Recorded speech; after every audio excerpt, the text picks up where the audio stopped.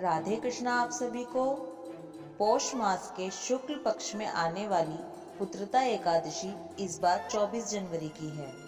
बांके बिहारी जी वृंदावन और खाटू श्याम जी सीकर में एकादशी 24 जनवरी की ही मनाई जाएगी।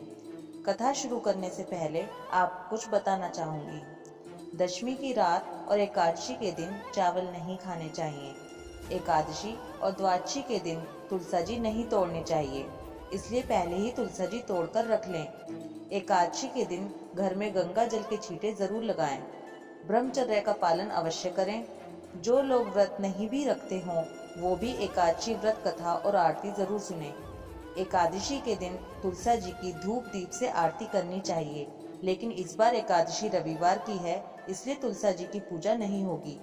ज्यादा से ज्यादा भगवान नाम का जाप अवश्य करें। और एक जरूरी बात, इस एकादशी के दिन गाय के दूध का बना फलहार का भोग लगाएं, ग्रहण करें और ज्यादा से ज्यादा लोगों में इस प्रसाद को वितरित करें। ऐसा करने से बिल्ली और बिच्छू की योनि से मुक्ति मिलती है। चलिए अब कथा शुरू करती हूँ। भगवान कृष्ण बोले, हे धर्मपुत्र, पौष मास के शुक्ल पक्ष के एकादशी का नाम पुत्रदा है। पुत्र की कामना पूरी करने वाली है। इसके महात्म्य की कथा ऐसे है।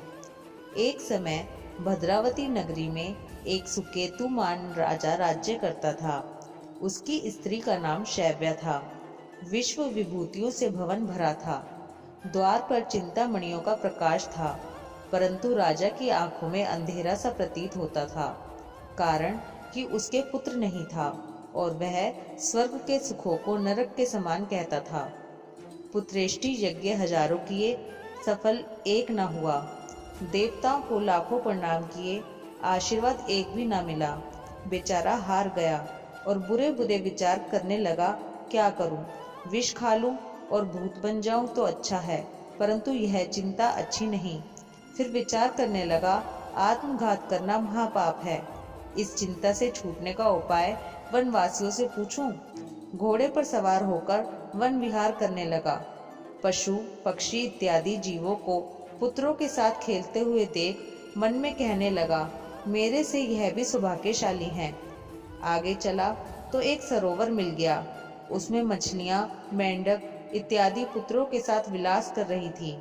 विचार किया कि यह भी मेरे से अच्छे हैं। सरोवर के चारों तरफ मुनियों के आश्रम थे।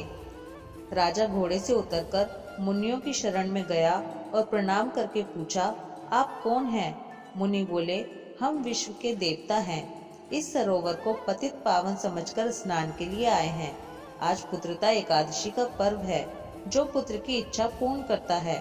राजा बोला, क्या यह दिव्य फल मुझे व्रत करने से मिल जाएगा? विश्वदेव बोले, हमारी बात सत्य होगी, परीक्षा करके देख लो। राजन ने श्रद्धा से पुत्रदा एकादशी का व्रत कर रात्रि को जागरण किया। प्रातः भवन में चला गया। 9 मास के बाद उसके पुत्र उत्पन्न हुआ। राजा के दिल को धैर्य मिला, पितृ भी प्रसन्न हो गए। कथा को सुनने से भी स्वर्ग मिलता है। बोलो विष्णु भगवान की जय, बांके बिहारी लाल की जय, मोर मुकुट बंसी वाले की जय। एकादशी व्रत कथा सुनने के बाद एकादशी माता की आरती अवश्य करें। एकादशी माता की आरती का वीडियो ऑलरेडी हमारे चैनल पर है। राधे कृष्णा।